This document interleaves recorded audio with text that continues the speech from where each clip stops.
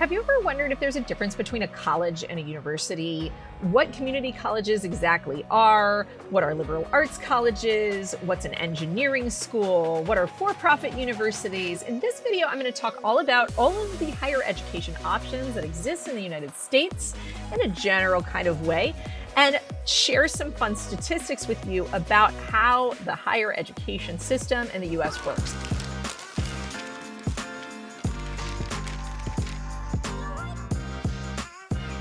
My name's Brooke. I've been coaching students through the college admissions process for almost 2 decades. I also teach SAT and ACT prep. If you want to know more about that, you should check out SupertutorTV.com. And as always, we have a blog that goes with this video. So if you don't want to watch, you can always read that blog.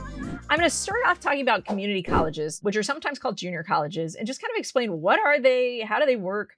Community colleges are generally institutions that offer 2-year programs or degrees called associate's degrees.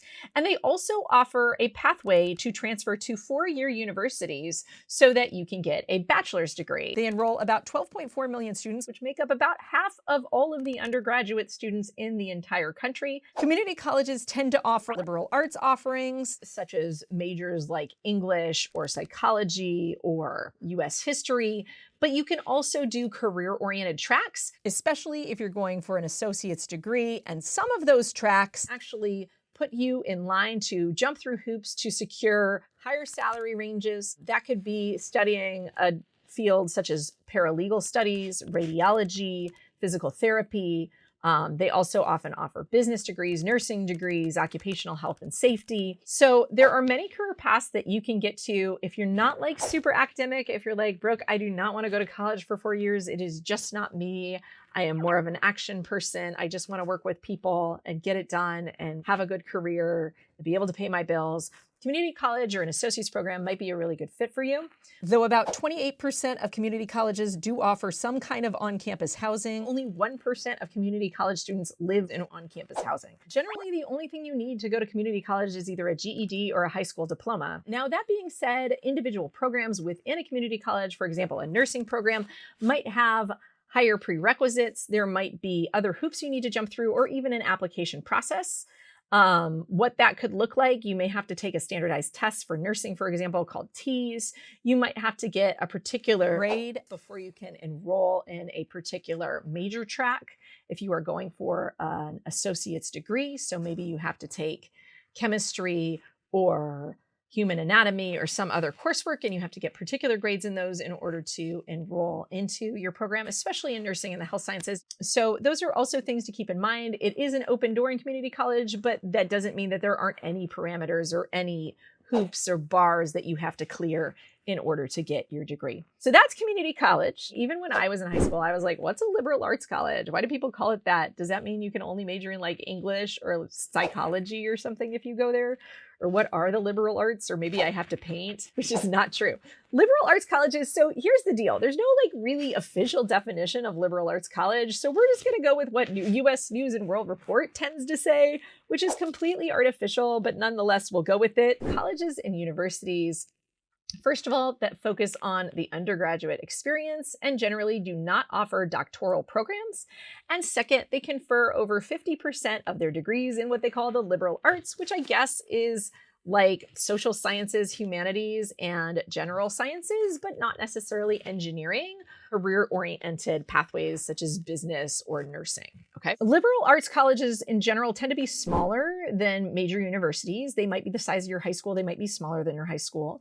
They include colleges, everything from places like Amherst and Williams and Swarthmore to the Claremont colleges, to there's a consortium of colleges called the Colleges That Change Lives that you can look up. There's also US military academies because they don't have graduate degrees. And then there's also colleges that don't fall into these big buckets, right? Like Babson, for example, is a really great business school for undergraduates, but it doesn't fall neatly into any US News and World Report list or bucket. And that's okay, because all of the students that go there are in some way related to the business field.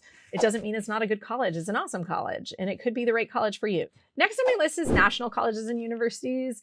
US News and World Report has a list, as many of you know, of rankings of national colleges and universities. And what distinguishes these from all of the other kind of lists that are on its docket is that these colleges and universities offer graduate programs, both at the doctoral level, which would be like a PhD in most disciplines, as well as master's programs. At these schools, they offer a full range of programs, and they grant more than half their degrees in what we would call liberal arts disciplines. So again, sciences, social sciences, humanities, and general sciences, right? They're granting at least half of their degrees in those kind of fields. They tend to have on-campus housing. So about 60% of students at private universities live on campus, about 36% at public universities live on campus. And they tend to be the colleges and universities that a lot of you have heard of, but they range in size too. There's big ones, there's small ones. Moving on to talk about regional universities. Regional universities offer a full range of undergraduate programs and some master's programs, but few doctoral programs. And this is where we get into the idea of university versus college. Sometimes the word university is used to denote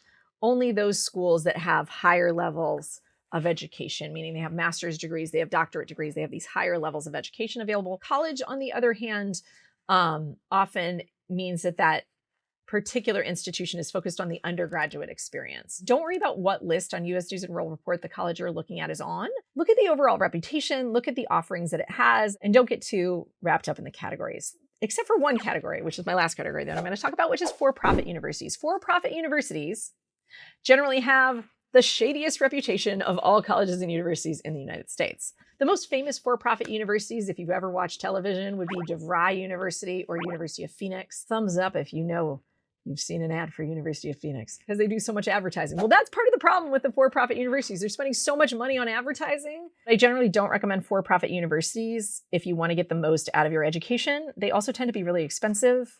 Only 30% of students who enroll in programs at for-profit universities graduate within 6 years. So you can see that's like half of where we are with traditional universities. And though it's technically higher than community college students, a lot of community college students never intended to get a 4-year degree. A lot of them wanted just to get an associate. So I don't know that it's a fair comparison.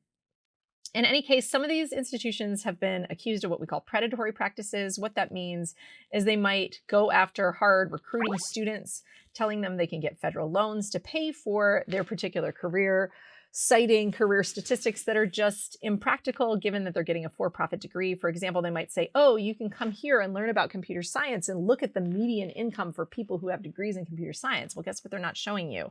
Median income for people who have degrees from our institution in computer science, which is different, right?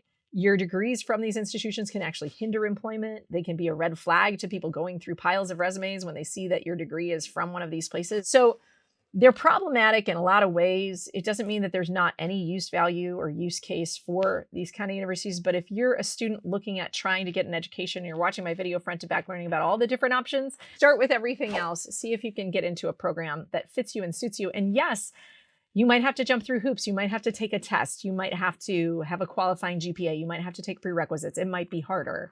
But there's a reason that there's barriers to entry in education. And that's because education is most valuable when you finish, when you show up, when you get your degree, when you go through the whole process, not when you start, you tread water, and then you leave. I hope you guys found this video informative. Hopefully you learned something you didn't know before you watched. We've got a class right now coming up that's called a super seminar for the ACT, where I'm going to go over my best strategies for high scorers. We're also doing one for the SAT before the March SAT this year. So be sure to check that out at SupertutorTV.com. Subscribe to our channel if you haven't yet, and hopefully I will see you guys soon. Thanks so much for watching. Take care and have a good one.